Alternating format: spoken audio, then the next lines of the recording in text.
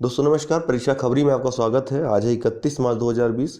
राष्ट्रीय या अंतर्राष्ट्रीय महत्व का ऐसा कोई आज दिवस नहीं है जिसके बारे में आपसे मैं चर्चा करूं, अर्थात जो परीक्षा के लिए महत्वपूर्ण हो, तो इसलिए इसको छोड़ते हैं। परीक्षाओं से जुड़ी महत्वपूर्ण खबरें, चूँकि आजकल सरकारी संस्थान आयोग वगैरह बंद चल रहे हैं, लॉकडाउन चल रहा है, तो ऐसा कुछ हो नहीं रहा है कार्य। फिर भी चूंकि न्यूज़पेपर में कल खबर एक छपी थी जिसके कारण काफ़ी लोग व्यथित हो गए, चिंतित हो गए, और तैयारी भी काफ़ी लोग छोड़ चुके हैं जैसा मुझे जानकारी मिली है। मेरे ग्रुप भी चल रहे थे जो मुख्य परीक्षा से संबंधित, वहाँ से भी काफ़ी लोग ऐसा मैसेज आया और मुझे लगा कि मुझे एक वीडियो बनाना चाहिए इस पर। मैंने भी बात की आयोग में, जो हमारे सोर्स हैं उन्होंने भी यही बात कही कि यूपी पीसीएस 2019 का मुख्य परीक्षा होना जो है समय से संभव नहीं है, क्योंकि वर्तमान परिस्थितियां ये कहती हैं कि परीक्षा अगर 15 अप्रैल को लॉकडाउन समाप्त हो जाता है तो एग्ज़ाम नहीं हो पाएगा। वैसे सरकारें जिस तरह से चिंतित हैं, जिस तरह से गंभीर हैं, और जिस तरह से सिफारिश की गई है कई महत्वपूर्ण संस्थानों के द्वारा कि लॉकडाउन की अवधि को बढ़ाया जाए, इसको देखते हुए और ज़्यादा यह लगभग तय हो जाता है कि आपका एग्ज़ाम समय से नहीं होगा। लेकिन यह वीडियो बनाने का मकसद ही यही है कि मैं आपसे कहूं कि यूपी पीसीएस 2019 मेंस 20 अप्रैल को ही होगा, ये मान के आप चलिए। क्यों चलिए? उसके दो कारण हैं। पहला कारण ये है कि लॉकडाउन के होने के बाद ही आयोग ने एक नोटिफिकेशन जारी किया था, आधिकारिक की बात मैं कर रहा हूँ, और इसलिए कह रहा हूँ क्योंकि उसी का आधिकारिक नोटिफिकेशन जो आएगा उसी को आपको मान के चलना चाहिए। खासकर जो परीक्षाएं आपकी नज़दीक हो, मुख्य परीक्षा जैसी परीक्षा को आप कभी हल्के में मत लीजिए। एक बड़ा मौका होता है आपके लिए, ठीक है। एक मुख्य परीक्षा आपको, अब तो 100 नंबर का इंटरव्यू हो गया तो सब कुछ मुख्य परीक्षा पे डिपेंड रहता है, तो आपको क्या से क्या बना देती है। आपके सपने पूरे करने वाली जो परीक्षा हो उसको आप गंभीरता से ही लीजिए। किसी के भी कहने पे, मेरे कहने पे भी भरोसा मत करिए। बात करना और आधिकारिक घोषणा करने में अंतर होता है, ये इसमें आप अंतर समझिए हमेशा।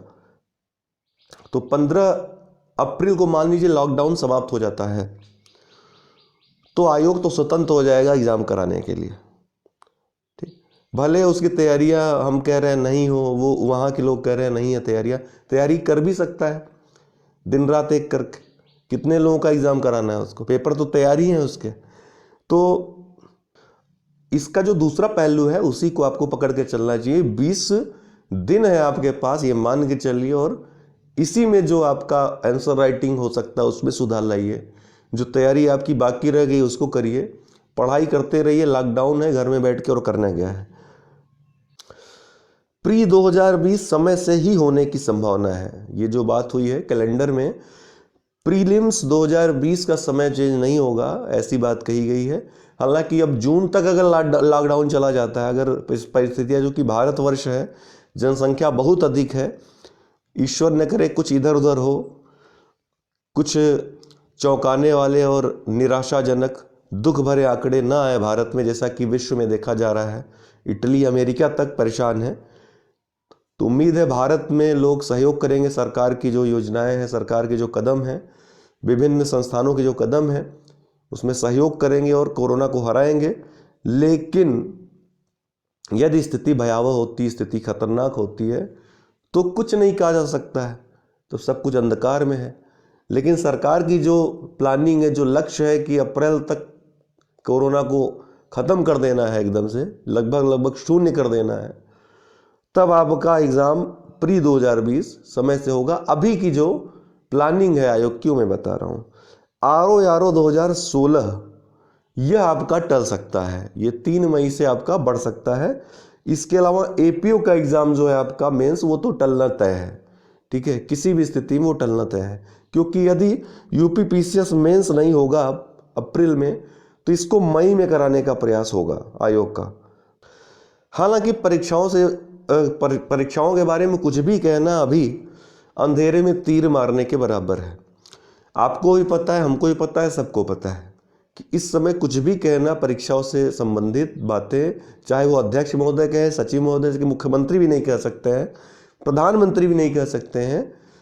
वर्तमान हालातों को देखते हुए अभी तो सब लगे हुए हैं सुरक्षा में और इस संकट से निपटने में, कोरोना को हराने में। तो आप भी वही कार्य करिए। मुख्यतः 2019 मुख्य परीक्षा के बारे में बात कर रहा हूँ कि आप लोग पढ़ाई करते रहें। यूपी पीसीएस 2018 रिजल्ट्स कब? तो आपको एकदम साफ मैं बता देना चाहता हूं, क्लियर, जो आयोग की तरफ से कहा गया कि लॉकडाउन के बाद ही, जब लॉकडाउन समाप्त हो जाएगा तो ये परिणाम घोषित कर देंगे। ठीक है, तो लॉकडाउन के कारण कुछ इनका प्रोसेस है जो रुका हुआ है, उसके बाद ही ये रिजल्ट जारी करेंगे। कॉन्टेक क्या है? CONTEC, जिसका फुल फॉर्म है कोविड-19 नेशनल टेली कंसल्टेशन सेंटर। केंद्र सरकार ने, अर्थात केंद्रीय स्वास्थ्य व परिवार कल्याण मंत्री डॉक्टर हर्षवर्धन ने इस कार्यक्रम को, इस सेंटर को लॉन्च किया।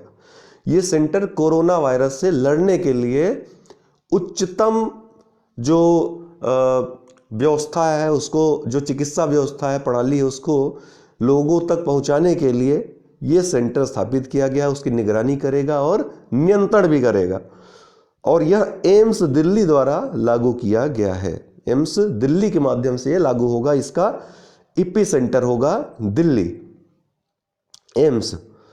टीम 11 क्या है? यूपी गवर्नमेंट ने, अर्थात योगी आदित्यनाथ ने कोविड-19 के विरुद्ध लड़ाई को और ज़्यादा मजबूत बनाने के लिए 11 अंतर विभागीय समितियों का गठन किया है।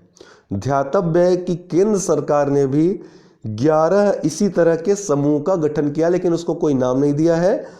यूपी गवर्नमेंट ने इसको नाम दिया है टीम 11। इसमें भी 11 जो समूह बनाए गए हैं केंद्र सरकार द्वारा, उसमें भी नौकरशाह हैं, उनके द्वारा नियंत्रण निर्देशन किया जाएगा। और टीम 11 का भी नियंत्रण निर्देशन ये किसके द्वारा किया जाएगा? जो वरिष्ठ नौकरशाह हैं उनके द्वारा। लेकिन इन सभी समितियों के प्रमुख जो होंगे वो मुख्यमंत्री खुद होंगे। तो महत्वपूर्ण बात है ये। गृह शिक्षण की बात करें, ये क्यों अभी चर्चा में रहा कल? तो गुजरात शिक्षा विभाग ने लॉकडाउन में, चूंकि स्कूल कॉलेजेस बंद हैं, तो कक्षा 3 से कक्षा 8 तक के बच्चों को घर में ही शिक्षा देने की प्रक्रिया यह अपनाई है, जिसका नाम गृह शिक्षण उन्होंने दिया है। तो गृह शिक्षण की प्रक्रिया में बच्चों को व्हाट्सएप या यूट्यूब या अन्य माध्यमों, जो इलेक्ट्रॉनिक माध्यम है, डिजिटल माध्यम है, उसके द्वारा शिक्षा प्रदान की जाएगी। आपके अन्य कोई प्रश्न हो परीक्षाओं से जुड़ी तो आप हमको 9453775039, जो कि नीचे व्हाट्सएप नंबर दिया हुआ है, वहाँ पे क्वेरी कर सकते हैं, प्रश्न पूछ सकते हैं। तो दोस्तों आज के लिए इतना ही। बहुत बहुत धन्यवाद।